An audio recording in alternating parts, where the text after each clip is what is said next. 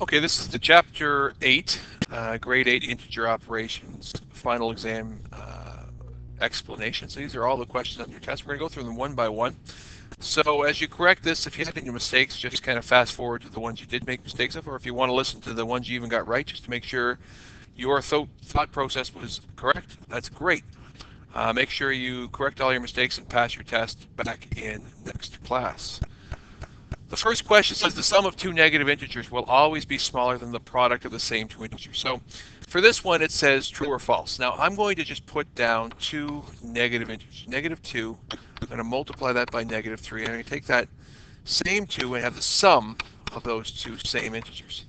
So if we look at the sum of those two negative integers, a negative plus a negative will always give you a negative answer. In this case, it's going to be a negative 5. But if I put negative 20 plus negative 13, it would be negative 33. No matter what two negatives you add together, you will always end up with a sum that is negative.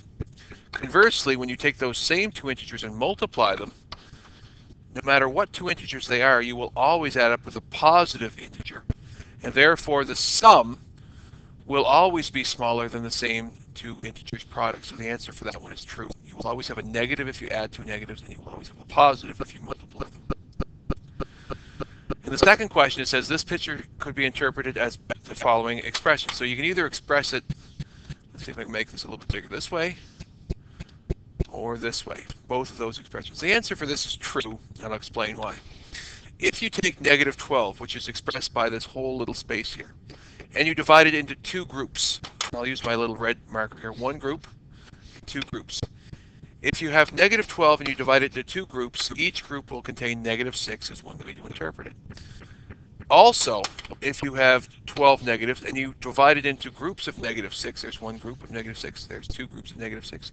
If you have 12 negatives and you divide them into groups of negative 6, you will have two groups is another way to interpret the exact same number line. So therefore, both are correct and the answer is true. Question 3 gives us this expression. It says, is the difference between, oh my god, I can't get this thing on. Is 10 take away negative 2 greater than the product of negative 4 and negative 5? Well, let's see. So 10 take away negative 2, the easiest way for me to do that is to add the opposite. So 10 plus 2 is 12. So if I had $10 and somebody subtracted $2 for the debt, I would have now $12. Is that greater than the product of 4 and 5, which is 20, and two negatives is positive? Is 12 greater than 20? No. So therefore, it's false.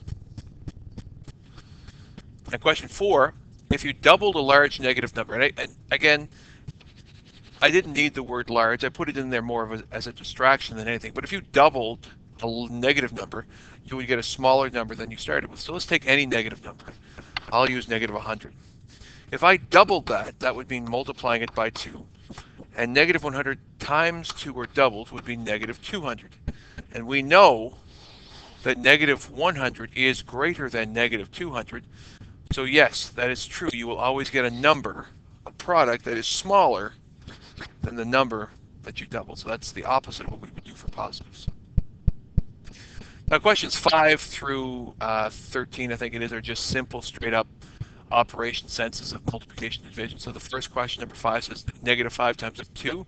So the first thing you're really going to do is just do 5 times 2 is 10. And then look at your signs. And if it's negative times a negative, your answer will be positive. And if you think about removing 5 groups of negative 2 from a room, you would have a positive 10. If you were removing 5 groups of negative 2 degrees worth of cold air, or 2 degrees worth of cold air, you remove that 5 times from a room, the temperature of the room would go up 10 degrees. It's another way to kind of think of it contextually. Question 6, 10 times negative 3. Again, we're going to do 10 times 3 is 30. Opposite signs give us a negative product. Question 7, negative 5 times 10. So again, 5 times 10 is 50. And this 10, even though it's not written, is the same thing as positive 10. So a negative times a positive gives us a negative product. Question 8, the product of positive 4 and positive 6. Well, 6 times 4 is 24. And the positive times a positive would be a positive. Now I can either keep it like that, or I can actually put my positive symbol in. Both are the same. The answer is 24. Question 9 says 10 divided by, that's not real clear, it kind of looks like a subtraction, so small. but 10 divided by negative 10. So 10 divided by 10, a lot of people put 0, but $10 divided between 10 friends would give $1 to each friend. And a positive divided by negative, same thing with divisibility rules as multiplication. You would have a negative quotient. Question 10, again, is division. $100 divided between 50 friends would be $2 each, and a negative divided by negative is a positive. Question 11, 40. $40. Oh, hang on. I'm not going to bother. $40 divided between 20 friends would be $2 each. A negative divided by a positive is a negative. And finally, question 12. Let's see if I can grab it this time. I can do this. I can do this. Did it work? No, it didn't. Oh, come on. Oh, this is the most frustrating thing ever. Negative 15,020 divided by positive 15,020. Any number divided by itself is 1, and a negative divided by a positive is a negative. So your answer for number 12 is negative 1. Okay, so questions 13 to 20 are all order of operations questions.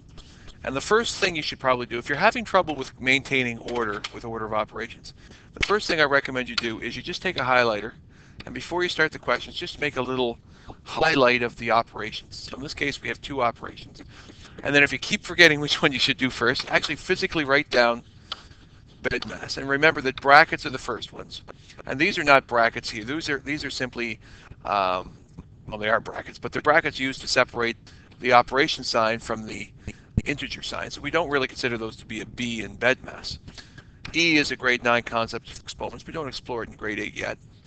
D and M are division multiplication in the order they appear from left to right. It is not division first, then multiplication. It's division and multiplication as you read the mathematical sentence from left to right. And finally, once those are done, you can tackle all addition and subtraction from left to right. So the first thing we're going to do is our multiplication. So before I even do any thinking, I'm going to bring down 10 takeaway, and I'm going to keep it where it is. Some people are doing this, and I'll show you what they're doing wrong. They're going, well, I got to do multiplication wrong, or first. So negative 2 times 6 is negative 12. And then I'm going to subtract 10 from it. I'm going to bring this part down over here. And that is completely the wrong way to do bed mass. You have to keep the order the same. So because this is the first thing I'm going to do, and a negative 2 times a positive 6 is a negative 12, I'm going to keep it in brackets. Now, I can't tell you how many people couldn't subtract these 2 integers. So if you are still having difficulty subtracting integers in grade 8, I recommend highly that you add the opposite. Keep the first integer, change it to addition, and use the addition of the second to keep the answer the same. That's not the same question, but it is the same answer. In this case, 10 plus 12 will be 22. So your answer for question 13 is 22. For question 14, I'm going to grab my highlighter again. I have an addition here, and right in here, even though it's not explicitly written, if you have a number next to another number, like 4 bracket 2, what this really means is 4 times 2. We don't write multiplication signs sometimes in grade 8 and on because it looks an awful lot like X, which is used in algebra. So we try and get away as often as we can from using multiplication signs. So the first thing I'm going to do is the multiplication, which means I can actually put the negative 1 plus down and then simply find the product of 7 and negative 2. A positive 7 times a negative 2 is a negative 14. And in order to keep the positive sign and the negative, or the addition sign, and then the negative integer sign separate, I'm going to use the brackets. And now I have a negative 1 plus a negative 14. If I have 1 negative with 14 more negatives, I'm going to have negative 15 as my sum. Question 15, grab my highlighter. I'm going to highlight my operations. There's a multiplication there, there's an addition there, and there's a division there. The first thing I'm going to do, according to bed mass, is all of my division multiplication, but it does not mean you do division first. When you get to D and M, it's division multiplication in the order it appears from left to right, which means multiplication is the first thing I'm going to simplify. And a positive 5 times a negative 5 is negative 25. And the rest I'm simply going to rewrite. Now I could do it together, but I'm not going to. Now I have 2 operations left. I have addition and division. I'm going to keep the addition, and I'm going to do the division. So positive 10 divided by negative 2 is a negative 5. And my last step would be to take that negative 25 and add negative 5 to it, which would give you a negative 30 sum. Question 16 is simply multiplication. So if you want, you can highlight multiplication and multiplication there. So the first thing I'm going to do is 4 times negative 2 because it's the first one I see. That's going to give me negative 8. And now all I have left is negative 8 times negative 3, which is 8 times 3 is 24. A negative times a negative is a positive. For question 17, now we have brackets. This is the first example of brackets.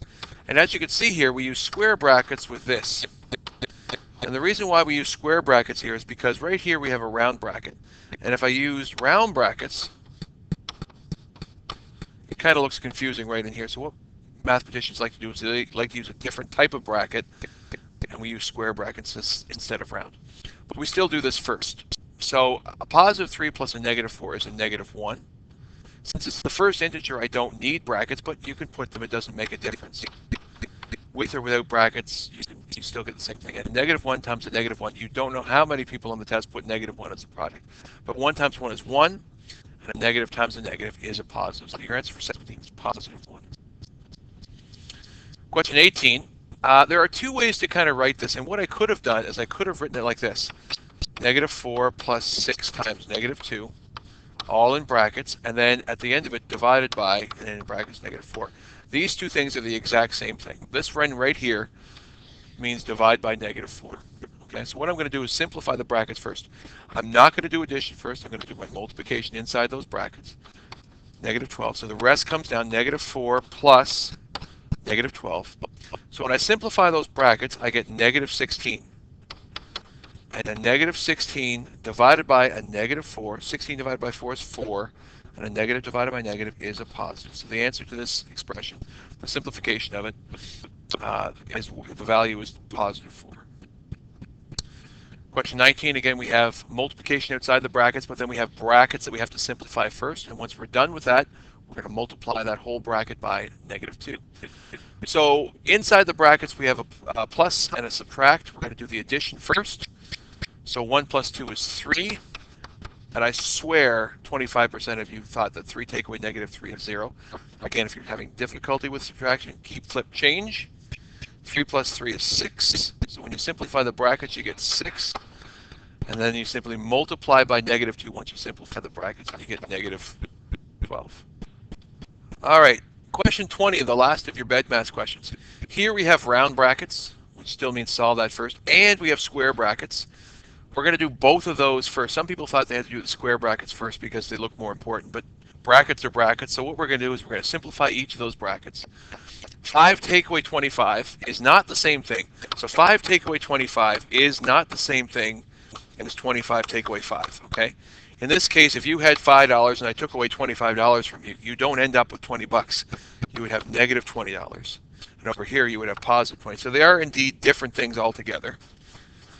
So when we simplify that bracket, we get negative 20. And then I'm going to keep my division symbol between these 2 brackets. And when I simplify negative 3 plus 1, I get negative 2.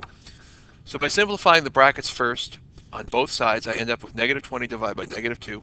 20 divided by 2 is 10. Same signs is a positive quotient. The last 2 questions, question 21. This is kind of screwed up, so let me just pause this for a second. Okay, so we have these days of the week, and these are the temperatures. It says, what was the mean temperature for that week? So remember, the first thing I'm going to give you points for is creating an expression that can be used to solve this question.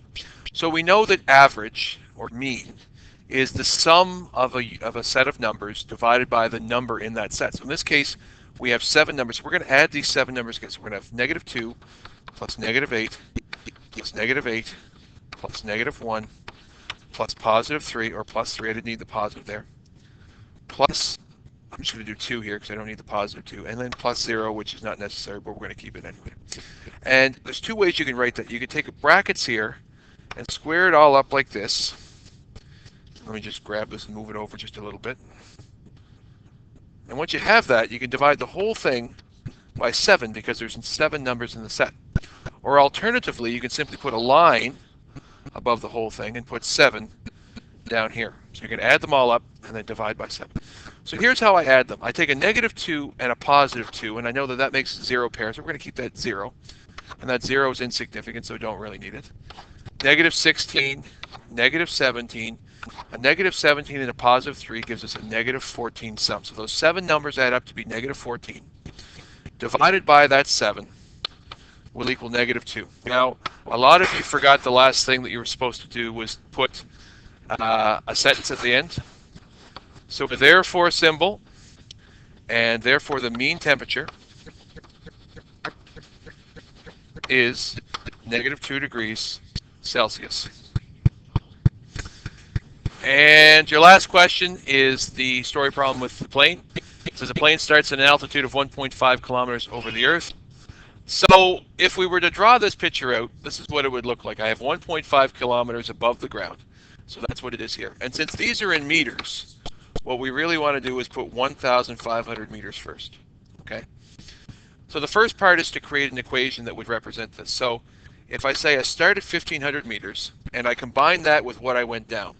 Now 10 seconds, every 10 seconds you go down 20 meters, that would be 10 seconds, 10 multiplied by -20. And if I combine that with what I went up, in this case 60 seconds of going up 30 meters, this is the expression I was looking for to show where the plane currently is. And if I simplify this, where I started, plus what I went down, plus what I went up, once I work that all out,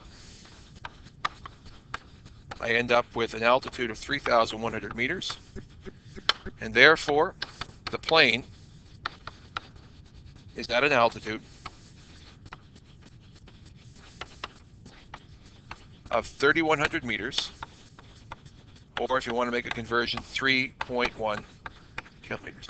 Okay, so make sure you make your changes to your test, the ones you got wrong. Anything that you didn't have the work shown properly, make sure you copy down what I showed, and I'll see it all next class.